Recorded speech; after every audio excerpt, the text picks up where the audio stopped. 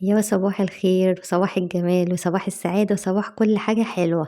النهاردة بقى اخترت ليكم وصفة كده حلوة جدا من المطبخ الإيطالي. النهاردة هنعمل البتنجان بطريقة خفيفة جدا وسهل وخفيف، ويفضل معاكم في التلاجة يقعد يعني أسبوع كده مش هيحصل له أي حاجة، بتتبيلة جميلة جدا، تتبيلة خفيفة حلوة أوي، طعمه جميل جدا. النهاردة كمان هنعمله على الجريليا بطريقة كده سهلة من غير يعني مجهود ومن غير تعب، والنتيجة حلوة جدا، طعمه بجد في منتهى الجمال. يعني أنا متأكدة إن انتوا بعد الفيديو ده هتعملوه عندكم في البيت وهتحتفظوا بيه في التلاجة، يعني طول ما انتوا عايزين هتلاقيه موجود عندكم في التلاجة.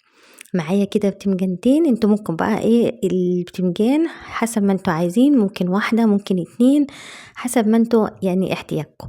اهم حاجة واحنا بننقي البتنجان ننقي كده البتنجانة اللي تكون خفيفة مش تقيلة، عشان البتنجانة الخفيفة بتكون يعني ما فيهاش بذر، لكن البتنجانة التقيلة بتكون تقيلة كده جواها بذر كتير.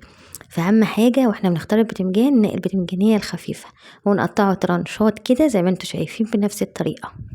كده التقطيعة دي حلوة جدا مناسبة، ولا تخين قوي ولا رفيع، يعني يكون يعني ترانش البتنجان معاكم يكون متوسط، حجم متوسط علشان يستوي معاكم على الجريليا. واحنا بنقطع بقى كده نكون شغالين الجريليا على النار. اهم حاجة يعني تكون الجريليا سخنة جدا قبل ما ننزل البتنجان، عشان اول ما ننزل كده البتنجان ياخد صدمة كده وياخد نفس شكل الجريليا بالظبط. اهم حاجة ما تغسلوش البتنجان، وكمان ما ترشوش عليه ملح وتسيبوه في المصفى يتصفى علشان بيفقد كل يعني الفوائد بتاعته كلها.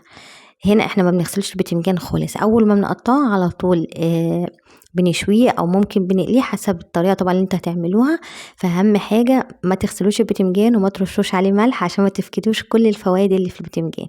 كده انا خلصت كده كل الكميه اللي كانت معايا بنفس الطريقه. شايفين شكله حلو ازاي؟ شكله يعني يفتح النفس من غير اي تتبيل ولا اي حاجه، ونفس واخد شكل الجريليا بالظبط.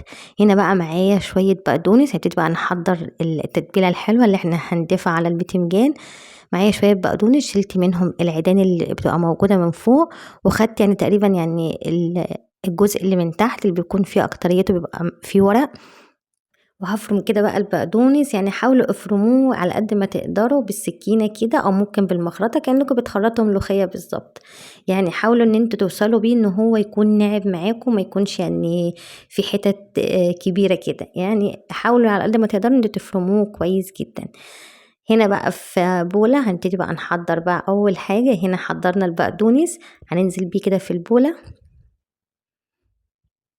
وبعد كده معايا فصين من التوم. التوم هنا انا مش هفرمه علشان لو فرمته يعني التوم هيدي نكهة قوية جدا للبتنجان، وانا مش عايزة نكهة التوم تكون يعني قوية، او انا عايزة يعني اقطع على قد ما نقدر ان احنا هنقطعه كده حتت صغيرة. برضه هنفرمه بنفس الطريقة زي ما عملنا البقدونس هنعمل التوم بالظبط.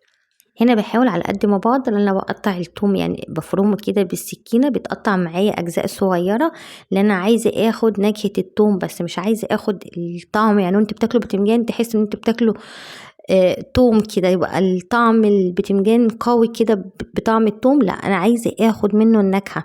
فالطريقه ديت بتساعد ان تاخدوا بس نكهه التوم، مش الطعم التوم يكون قوي في الوصفه دي. بس انا كده قطعته، يعني فرمته كده بالسكينة زي ما انتوا شايفين قطع كده صغيرة خالص. هنا بقى معايا قرنين من الفلفل الحار، طبعا ده اختياري بس هو موجود اساسي في الوصفة. طبعا انتوا ممكن لو انتوا مش حابين ان هو يكون فلفل حار ممكن تستعملوا الفلفل الرومي اللي هو البابريكا، يعني دي بقى براحتكم خالص، لكن ده اساسي في الوصفة. بتقطع كده يعني فصي سوري، بيتقطع كده قرنين 3 من الفلفل الحامي وبيتضاف عليها، علشان الفلفل بيكون زي مادة حافظة في الوصفة بتاعتنا. هنا بقى معايا زيت الزيتون، أساسي في الوصفة دي طبعا زيت الزيتون، ما ينفعش أي زيت تاني تضيفوه علشان هيكون تقيل جدا معاكم. هنضيف كده حوالي يعني نص كوباية من زيت الزيتون. وكمان زيت الزيتون لما بياخد من طعم التتبيلة ومن طعم البتنجان بيكون طعمه حلو جدا، يعني ممكن كمان تاكلوه بالعيش بيبقى طعمه حلو قوي. هضيف بقى كمان 3 معالق كبار من الخل الابيض، وهضيف بقى الملح. الملح ده طبعا يعني حسب احتياجكم، فانتوا ممكن هتدوقوا وتشوفوا إذا كان محتاج ملح تاني فممكن تزودوا طبعا حسب رغبتكم. كده خلاص تقريبا التتبيلة بقت جاهزة، شايفين لونها جميل ازاي وطعمها كمان احلى. هنا كمان انا بحب ازود شوية فلفل، اللي هو الفلفل المجفف، انا بفرمه كده بايدي علشان طبعا اخد منه كل النكهة اللي فيه، وبيخلي كمان التتبيلة طعمها حلو جدا، بيكون فيها يعني سن كده من الشطة بيديلها طعم حلو قوي. طبعا ده اختياري لو انت حابين. هنا بقى نبتدي بقى نحضر البتنجان. طبعا لو انت هتعملوا كمية من البتنجان كبيرة ممكن في علبة من علب المطبخ يعني تحطوا فيها البتنجان وتحفظوه في التلاجة، هيقعد معاكم فترة طويلة جدا. بس أهم حاجة لازم نكون مغطيينه تماما بزيت الزيتون لو احنا هنعمل في الحالة دي كمية كبيرة.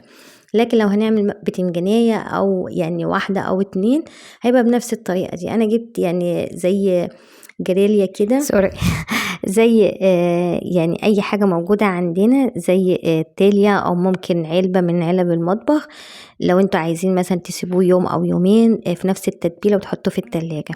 هترصوه بقى بنفس الطريقة، وبين كل طبقة وطبقة هنحط شوية من التتبيلة اللي احنا عملناها.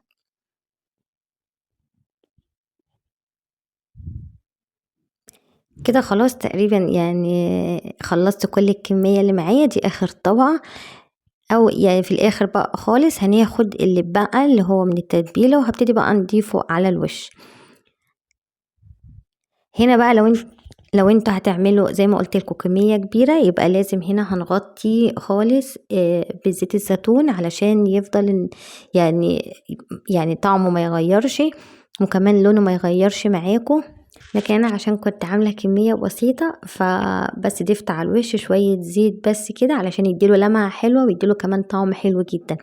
كده خلاص انا خلصت كل الكميه زي ما انتم شايفين شكله وطعمه وريحته بجد في منتهى الجمال. احلى طريقه للبتنجان على الجريل هتعملوه.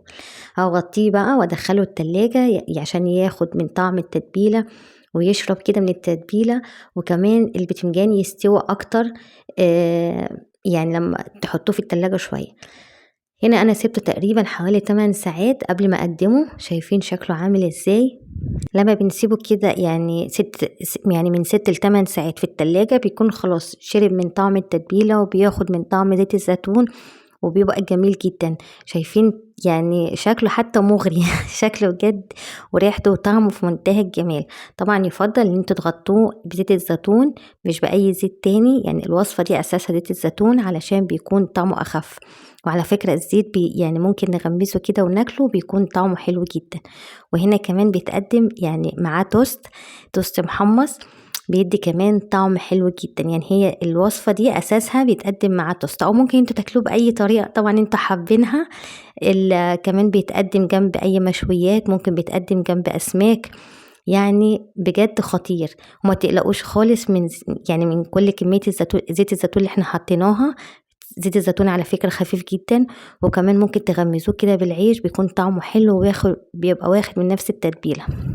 هو بيتقدم كده بنفس الطريقة، لكن طبعا ممكن تقدموه بأي طريقة انت حابينها. كده احنا خلاص وصلنا لنهاية فيديو النهاردة. اتمنى يكون فيديو النهاردة يكون عجبكم. ولو عجبكم فيديو النهاردة متنسوش اللايك واشتراك، واشوفكم تاني على خير فيديو جديد، وباي باي.